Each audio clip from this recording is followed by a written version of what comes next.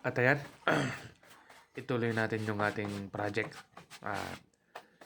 Nagpapahid ako ng skim coat sa plywood bilang proteksyon sa amag o molds kasi dito sa Baguio sobrang lamig.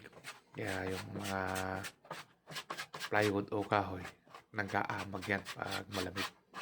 Kaya pinagtsatsagaan ko na balutin ng skim coat. Ito'y hindi proven pero sinusubukan ko lang.